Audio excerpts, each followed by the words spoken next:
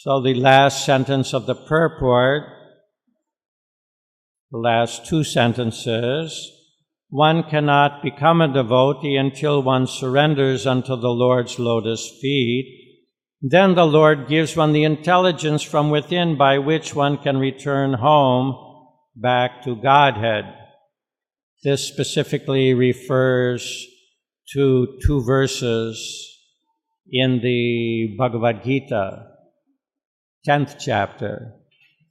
Can anyone tell me what those verses are? Especially one verse, but really two verses are together. Tesham satata yuktanam bhajatam priti purvakam dadami buddhijogam tam yena mam upayanti te. Krishna says, Tesham, unto those satata yuktanam who are always engaged in devotional service, bhajatam priti purvakam, and worshipping me with transcendental love, dadami buddhijogam tam, I give him the intelligence, yena mam upayanti te, whereby he can come back to me, back home, back to Godhead. And the next verse, Tesham evanukam parta maham jnanajam tamaha na shamyatma bhavasto jnanadipena bhasvata. For the surrendered devotee, I who am situated within the heart, destroy the darkness of ignorance with the torchlight of transcendental knowledge.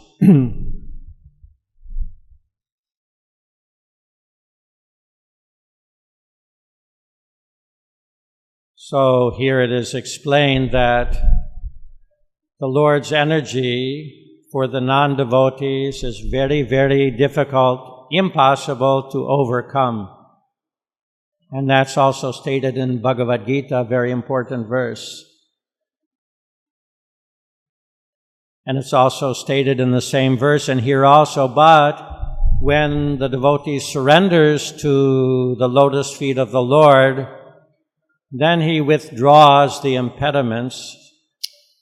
Daivihyesha gunamayi mamamaya duratyaya.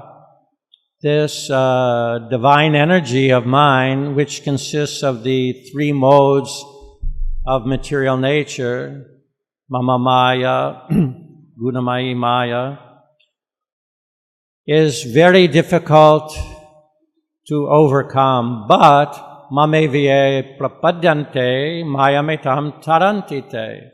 But when one surrenders unto me, he can easily cross beyond it.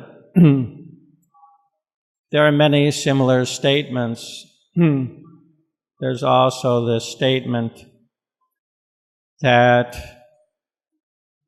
although this world appears to be very vast, if one surrenders to Krishna, how could one cross beyond the universe or the material nature? How is it possible? But it is said that when one surrenders unto the Lord factually, then that whole material nature becomes no more than the water contained in the calf's hoof print. This material world is often referred to as an ocean of birth and death, bhavasagara. But that great ocean can be reduced to the little bit of water contained in a calf's hoof print for one who completely samashrita ye padapalava plavam. One who samashrita, fully, absolutely takes shelter of the lotus feet of the Lord.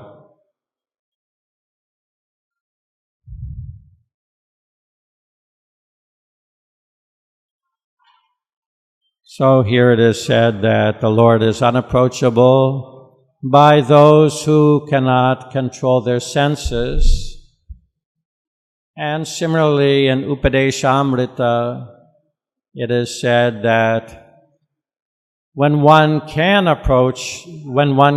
control his senses, then he is fit becoming a spiritual master and giving instruction all over the world. You know this verse, Vacho Vegam, Manasa Krodha Vegam, Jiva Vegam, Udarapasta Vegam, Etan Vegan Yo Vishaheta Dhira, Sarvam Apimam Visha, what is that? Sarvam Pitivim Sashishat, I don't remember. So,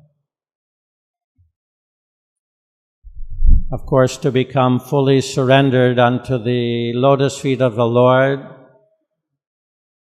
is not immediately possible for most people. In the Nectar of Devotion, it describes 6 stages of surrender. And the beginning is to accept everything favorable for devotional service and to reject everything which is unfavorable. So if one begins, that is what we're practicing here. We are trying to accept everything which is favorable for Krishna consciousness. And we're trying to reject everything which is unfavorable. And of course, Prabhupada again and again and again and again explained in summary what is unfavorable: meat eating, gambling, intoxication, and illicit sex. So that was his instruction. Positively chant, chant, chant Hare Krishna, 16 rounds minimum. Study these literatures and engage in practical devotional service. And then at the same time refrain from the 4 pillars of sinful life. So aside from this, I was reading a Prabhupada lecture a few days ago, which I found to be very, very wonderfully interesting. So I will repeat what I remember of that lecture. Of course, in the religions which are now widespread in most of the world, especially the Christian religion, Mohammedan religion also, there is very little idea of God. Once I was on a train ride, and there were other people in the compartment were all Christians. They were going to some Christian function. So I started asking them some questions, and especially one was very strong that whatever we know, whatever the Bible says, Jesus, that's it, and everything else, forget it. But I was saying that you're all, in your own way, devotees of God. So can you tell me, what does God do? Do you have any idea, what does God do? So the fanatical one said, God doesn't do anything. In 6 days He created the world, and then the 7th day He rested. That's it. And otherwise, there's some conception that God is in heaven sitting on His throne all the time. Just sitting on His throne and awarding benedictions for His worshippers. But of course, Prabhupada explained that the beginning of understanding God is given in the Vedanta Sutra, which is repeated in the beginning of Bhagavatam, Janmad Yasya Yataha. God is the origin of everything. Therefore, whatever we see in our limited experience must exist in God. And I was trying to say this to the Christians, that God has created us, that they can understand. And we have so many activities. We are not still for hardly a minute.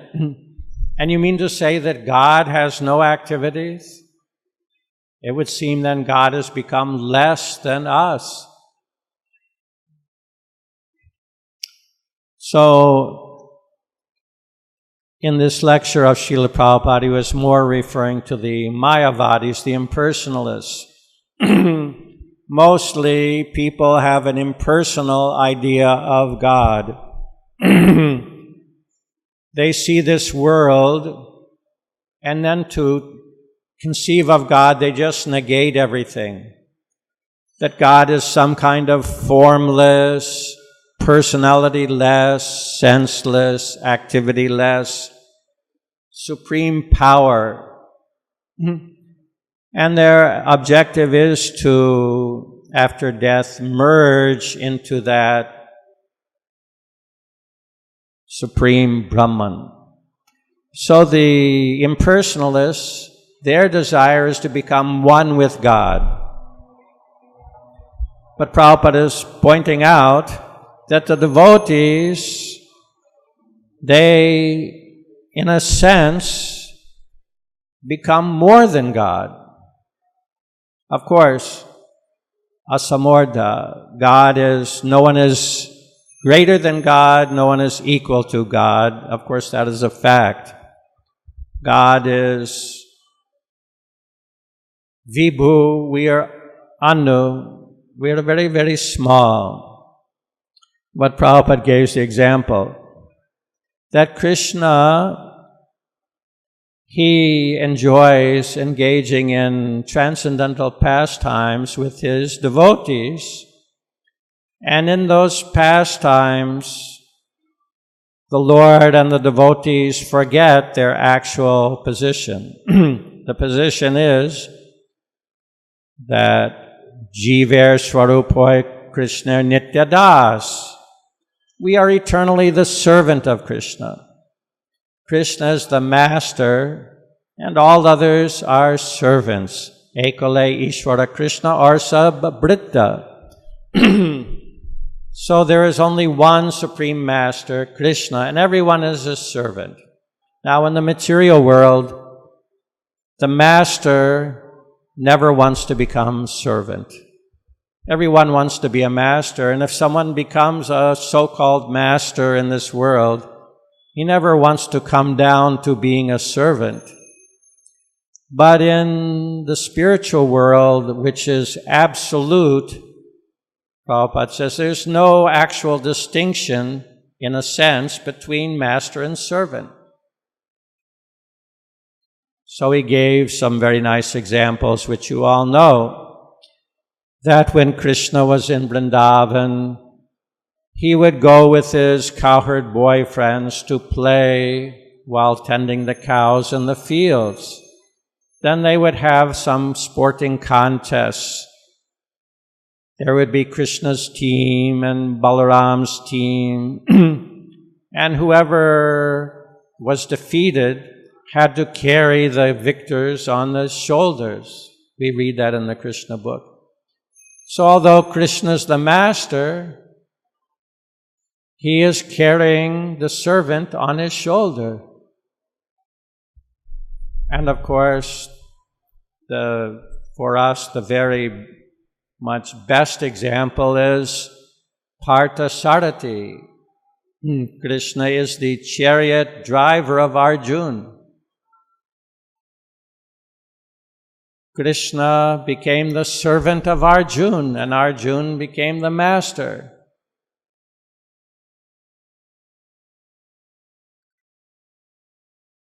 Arjuna ordered Krishna, Senayor Ubayor Madhe Ratam Stapayame Chuta.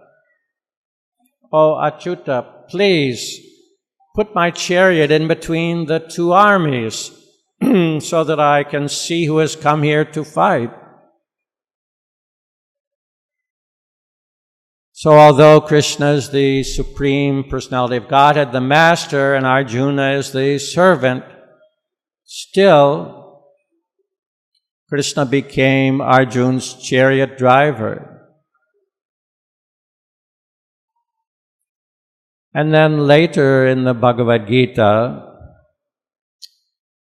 when Krishna displayed his universal form,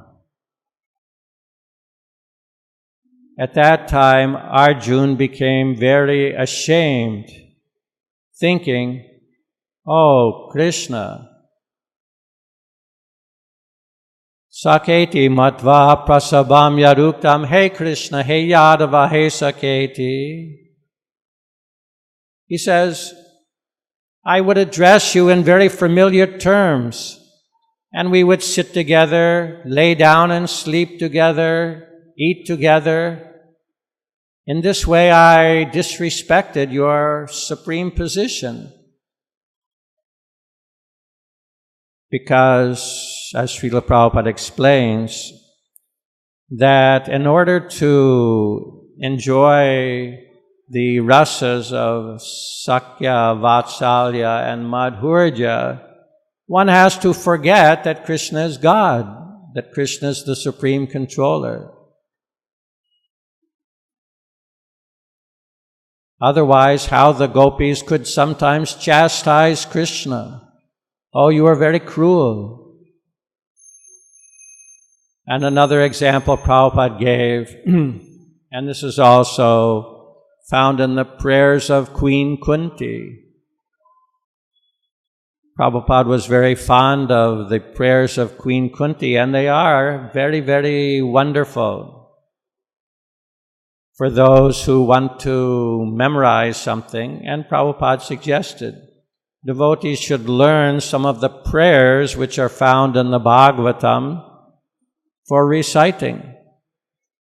So these prayers are very, very nice and can be recited. So some of the prayers Kunti Devi is explaining, it's very confusing that although God is unborn, although He is unlimited and beyond material nature, still He appears amongst human beings, even aquatics, sages,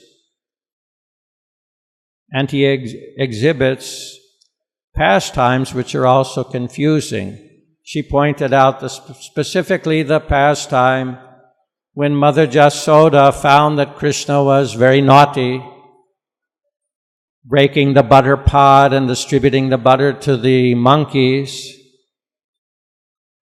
When Krishna became too naughty, then Mother Jasoda wanted to tie him up. Krishna tried to run away, and of course, who can catch Krishna? Nobody.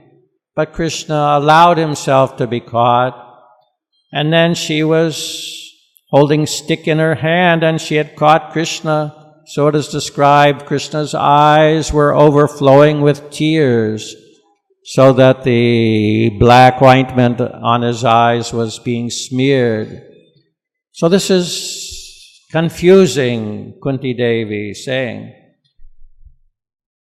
Fear personified is afraid of Krishna, but Krishna is afraid of Mother Jasoda. How?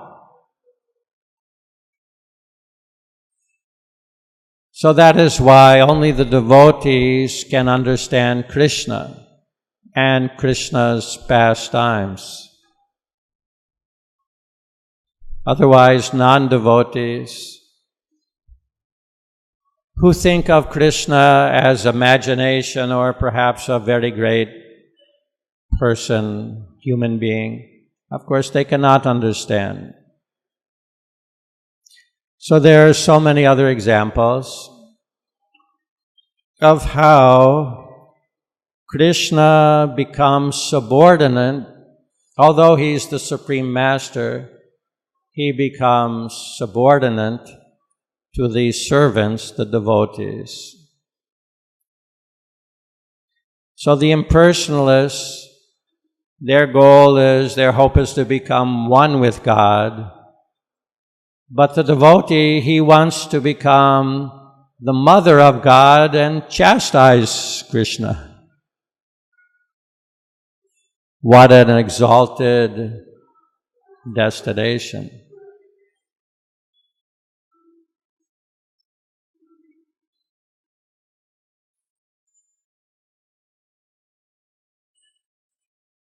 So that was, in essence, the wonderful lecture of Srila Prabhupada that I read and remembered.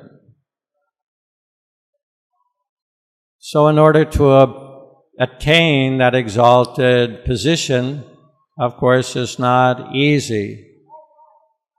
And that is our practical experience. It is not easy. I was talking to another disciple of Srila Prabhupada who joined quite early on, and somehow in Srila Prabhupada's time, because of Srila Prabhupada's influence, the devotees were totally mesmerized. The devotees were totally fired up. They were filled with so much enthusiasm, so much hope, so much confidence, and so much energy.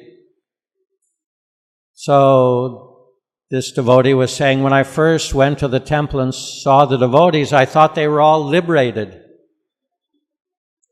And I remember when I first went to the temple in Boston in USA in 1970, the devotees seemed so amazing. I thought they all had all the mystic powers. I thought they could understand my mind. And then after joining, after very little time, maybe 1 or 2 weeks, I asked a senior devotee, Hridayananda, now he's Maharaj, but that time he was Brahmachari. After 2 weeks, I asked him, I've already been here 2 weeks. How long does it take to become liberated? I thought, well, 2 weeks must be enough time, but I'm not feeling liberated. What's wrong? Of course, he must have laughed at my innocence. And then he explained, takes patience. And of course, in Upadeshamrita, that is also explained. And Srila Prabhupada emphasized that 3 qualities we must have. First of all, utsaha. There must be enthusiasm. And factually, not only in Krishna consciousness, but in any field, without enthusiasm, no one is successful. Isn't it a fact? Those who are top cricket players, they have enthusiasm. If they didn't have enthusiasm, how would they ever come to the top? Whether business, whether anything, even a student must have some enthusiasm. Otherwise, how will he study? So the beginning is utsaha, enthusiasm. There must be enthusiasm. And enthusiasm is contagious. Of course, it's possible to be enthusiastic by yourself, by oneself. But if I'm entering a group and they're all enthusiastic, then I must also gradually become enthusiastic. Utsaha nishchaya, and confident. Just like someone was saying, the great sculptor Da Vinci, either Michelangelo or Da Vinci, he said he could make very nice statues by carving marble or other such stone. So he said, when I see the block of stone, I can see within that stone exactly the figure that I want to carve. Therefore, all I have to do is take away the excess pieces, and there it is. So he has confidence. If one is not confident, then how he will go on with enthusiasm? And of course, Prabhupada gave his disciples that confidence. Not only by the way he spoke, which was very confident, that everyone was struck that when Srila Prabhupada spoke, he didn't have doubt. He never showed that he had any kind of doubt. He was completely confident. Of course, devotees were convinced he was confident because he had seen Krishna. Krishna was speaking to him. Srila Prabhupada said, these books I have not written actually. Sometimes Prabhupada would read his own books. And some devotee might say, nobody reads their own books. Why are you reading your own book? Prabhupada said, actually, I have not written, but Krishna has written through me. That's why I am reading. And another time, Prabhupada was being interviewed, and the person was asking some question, I don't know exactly what, but he wanted to know if he is getting inspiration from God. So Prabhupada said something, and that reporter didn't understand very well. So Rameshwar, I believe it was there, and he explains that Krishna is within the heart. So for one who is surrendered to Krishna, within the heart he gives understanding. Prabhupada said, no, I am talking to Krishna directly. So if we accept that, then we can understand how Prabhupada was confident. So, utsahan nishchaya, one must be enthusiastic and one must be confident. What kind of confidence? If I simply devote myself 100%, I am sure to attain the goal, going back home, back to Godhead. And that's an important verse in Chaitanya Charitamrita, where it describes Shraddha, faith. Confidence means faith. One is confident because he has implicit faith that yes, I will attain all success. So that is nicely described in Chaitanya Charitamrita, and Prabhupada quoted this often. I don't remember the text completely. Maybe you can fill it in for me. Shraddha Shabde Vishwas something. In the end is Sarva Krita Hoy. That real faith is when one is sure that simply by executing Krishna consciousness, everything will come. There's no need for any separate endeavor. That is Shraddha, that is firm faith. So that is the confidence that is required for advancing in Krishna consciousness. But one thing more, utsahan nishtayad dhairyat.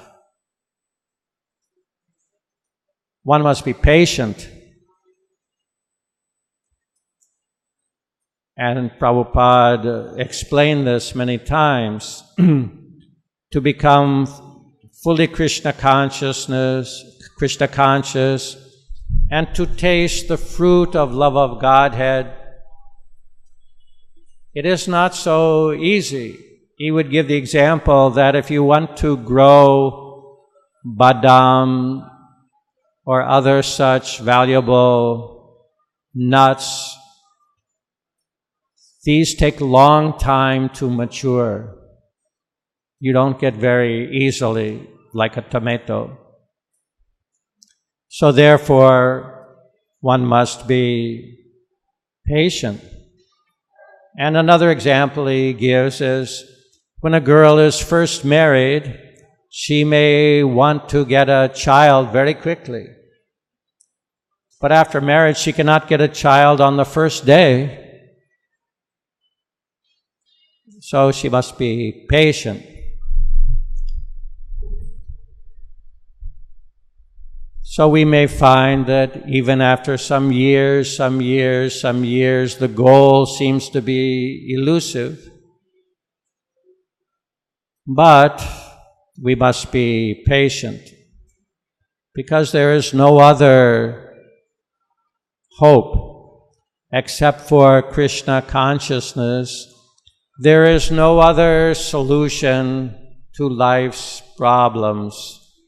And except for Krishna consciousness, there's no other way to come to the platform of eternal happiness.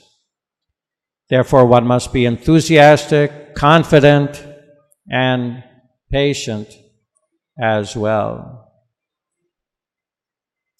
And here it is explained that as long as one still is under the influence of the material nature in terms of lust, greed, and material attachment, then it will not be possible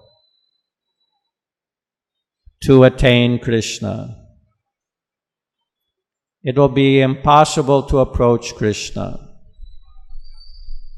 But when one factually surrenders unto the Lord unconditionally, here it is said that these three are withdrawn.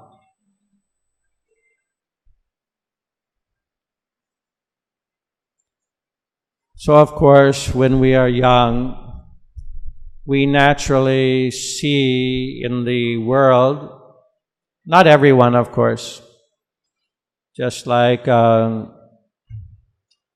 last class I gave some 10 days ago, I described how Prahlad, the description is there in the Bhagavatam, even he was a small child, he had no interest in playing, he had no interest in anything of this material world.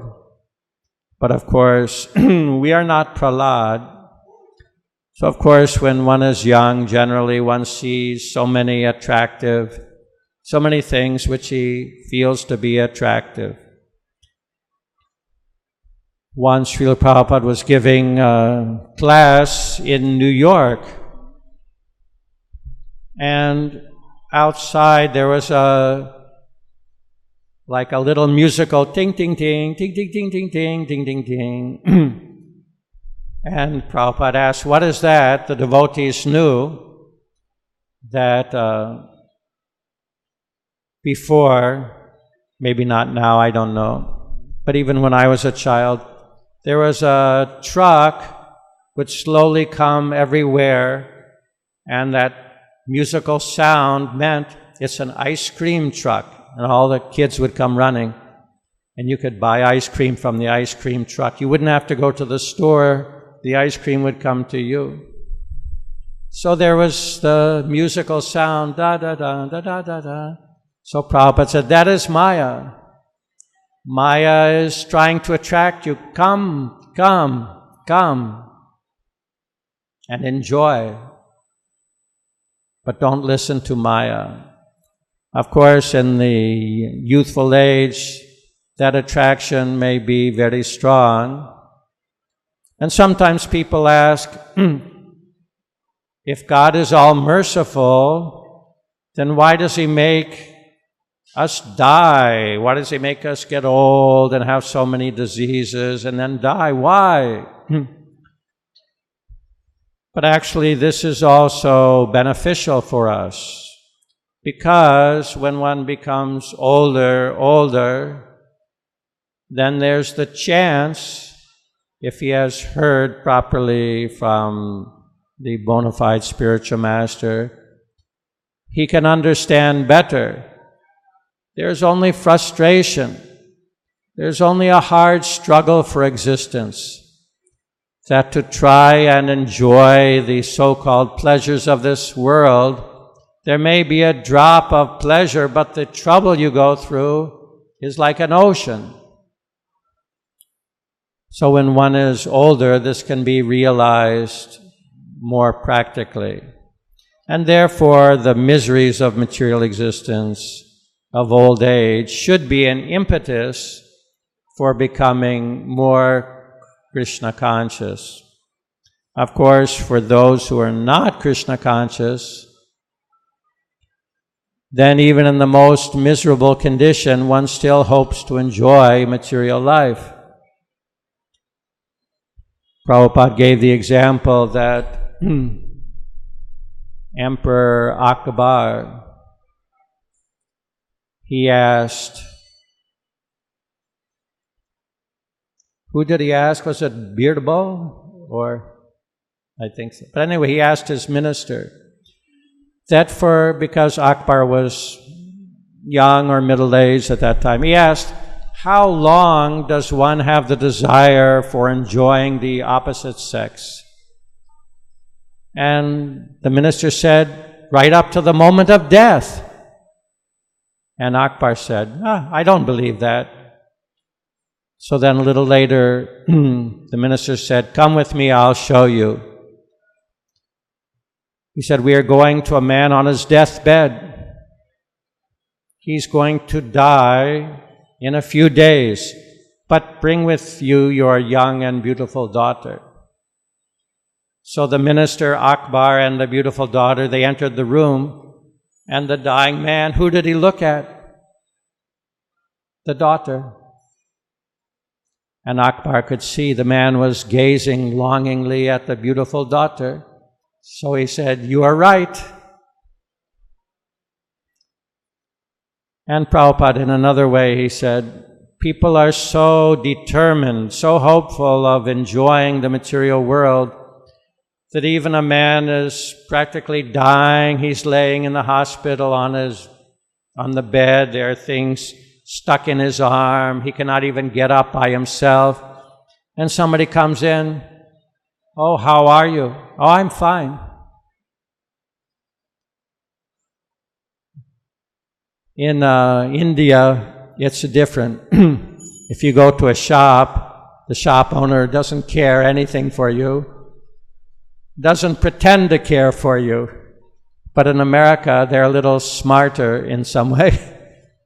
They know that if the salesperson is very friendly and treats you in a very personal way, that you'll come back to their shop again, perhaps.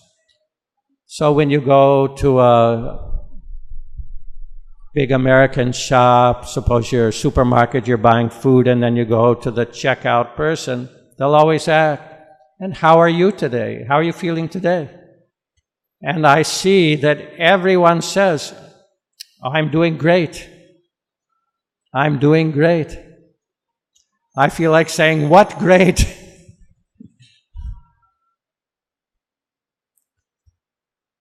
You're being led day by day to the slaughterhouse of death and suffering so many miseries.